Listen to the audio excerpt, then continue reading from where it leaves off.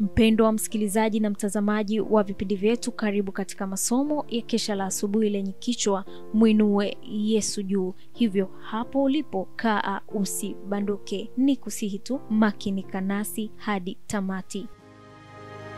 Piga panana ya makelele, Yesu yuaja tena. Ipaza sauti, imba sana.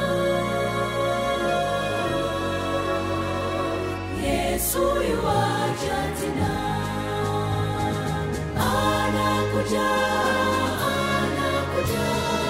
Yesu yuaja tena.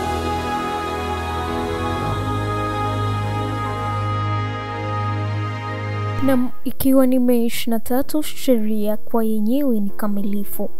Mimi Bwana nasema haki na nena mambo ya adili. Isaya 45 mstari wa 19.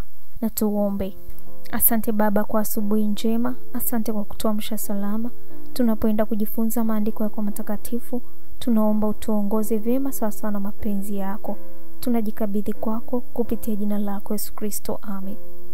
Kwa kuweka kando Biblia, kumetokea kutanga mbali na sheria ya Mungu.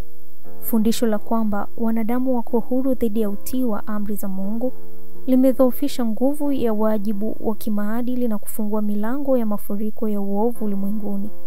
Uasi wa sheria, uharibifu na ufisadi vinaenea kama mafuriko makubwa.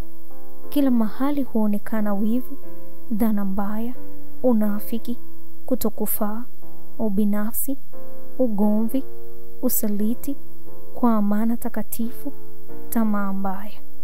Mfumo mzima wa kanuni na mafundisho ya kidini ambayo yanapaswa kuunda msingi wa mfumo wa maisha ya kijamii unaonekana kuwa ni wa kuyumbayumba kukuu, tayari kuanguka kuwa magofu. Hakuna kitu kama kudhoofisha au kuimarisha sheria ya Yehova. Kama ilivyokuwa ndivyo ilivyo, daima imekuwa na daima itakuwa, takatifu, ya haki na njema, kamilifu kwa yenyewe.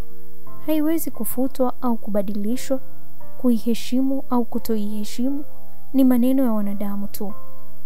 Kati ya sheria za wanadamu na kanuni za Yehova kutakuja pambano kuu la mwisho, katika pambano kati ya kweli na uongo. Kwenye vita hii tunayoingia sasa, vita si kati ya makanisa yanayoshindana, yanayopigania ukuu, bali kati ya dini ya Biblia na dini za hadithi na mapokeo. Mashirika ambayo yameungana dhidi ya ukweli sasa yanafanya kazi kikamilifu.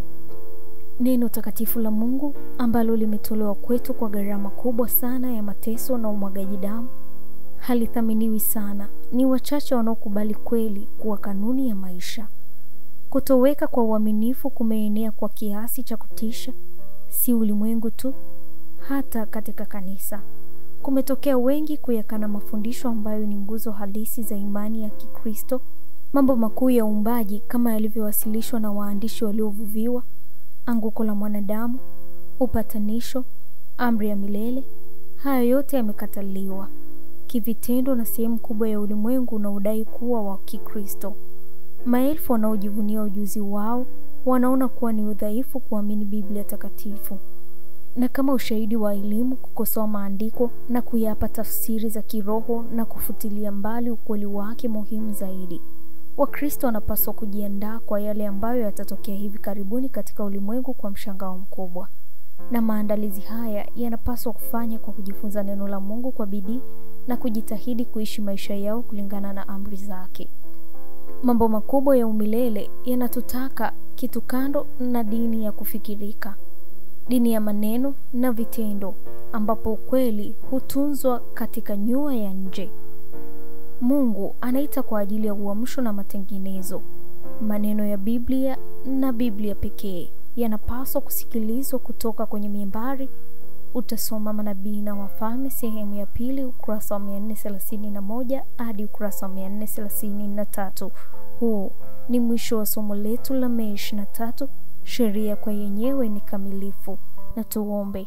Asante Baba kwa somo hili zuri, tunajikabidhi kwako. Tunaomba baraka zako zikaambatane pamoja nasi tusaidie, tupate Roho Mtakatifu akatusaidie tuweze kusogea zaidi karibu na wewe na tukapate kujiandaa kwa ujio wako wa mara ya pili.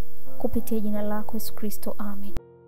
Barikiwa nami mwaka 2025 katika masomo haya. Anakuja.